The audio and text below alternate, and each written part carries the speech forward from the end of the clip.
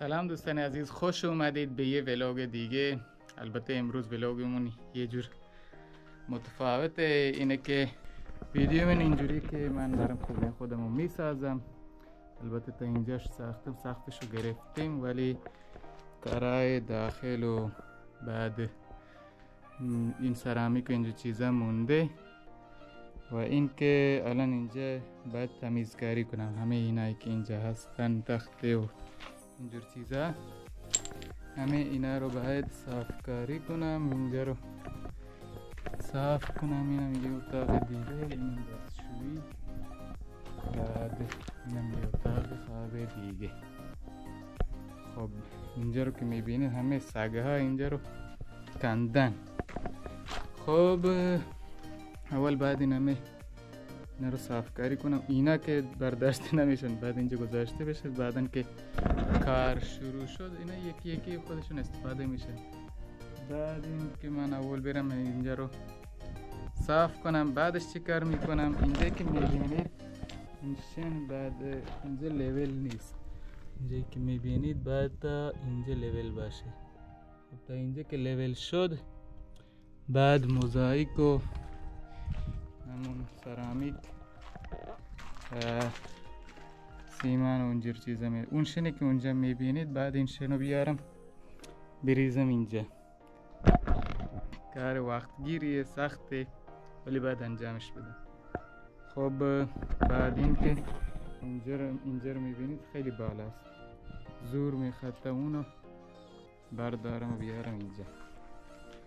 خیلی زیاده ولی میدونم امروز تموم نمیشه، ولی سعیمو میکنم ببینم چقدر میتونم امروز بیارم. حداقل این حالو پر کنم، بعد یکی دو روز اون خونه ها رو پر کنم.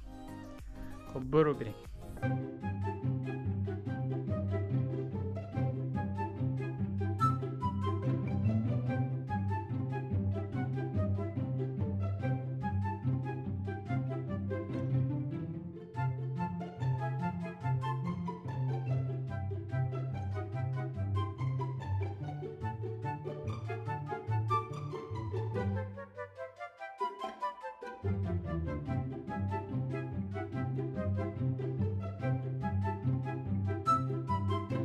خب این از اینجا رو صاف کردم که الان میخوام اینجا رو تنها اینجا رو پر کنم.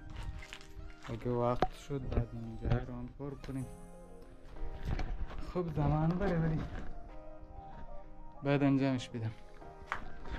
خب اول برم اینجا رو یک کم خاک بدم. اینجا رو شن و خاک بدیم تا لیول بشه. اینجا که میبینید یکم بالاست، باید یه تختی هم بذارم لیولش کنم.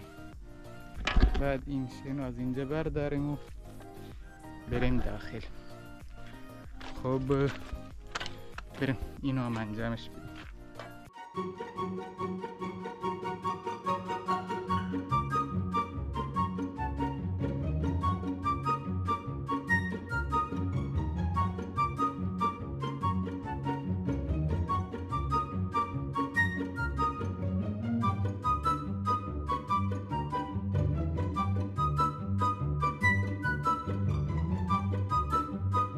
خب دوستان اینم از اینو زدم اینجا که رای بشه واسه این که آسونتر اینا رو بیارم، شنا رو بریزم اینجا.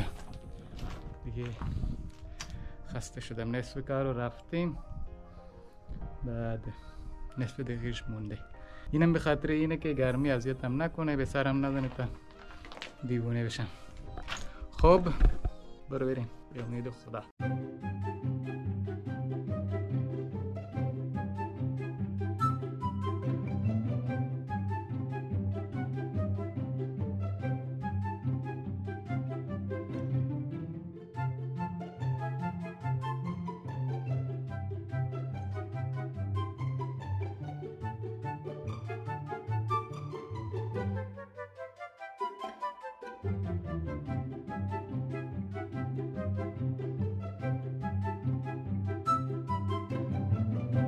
خب دوستان از اونجایی که این شن خیلی زیاد بود و نتونستم به تنهایی بیارم، برای همین کارگر گرفتم و این شنی که اینجا بود در اصل اونجا بود ولی از اونجا با تراکتور آوردیم نزدیکتر و از اینجا برداشتیم و داخل خونه رو پر کردیم. اینش هم از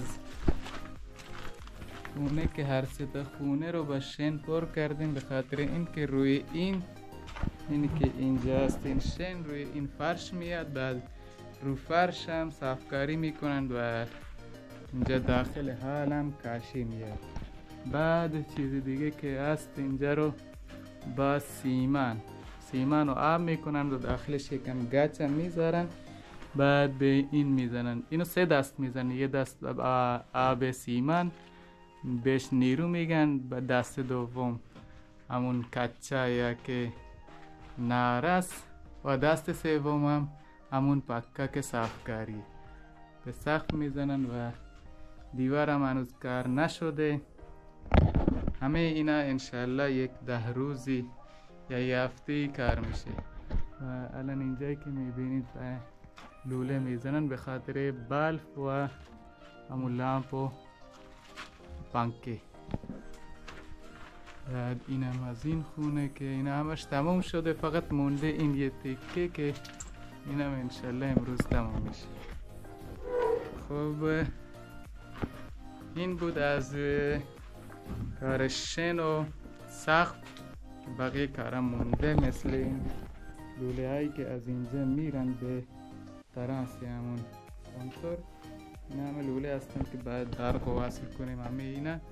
خب اینا رو انشالله یه روز دیگه وصل میکنیم.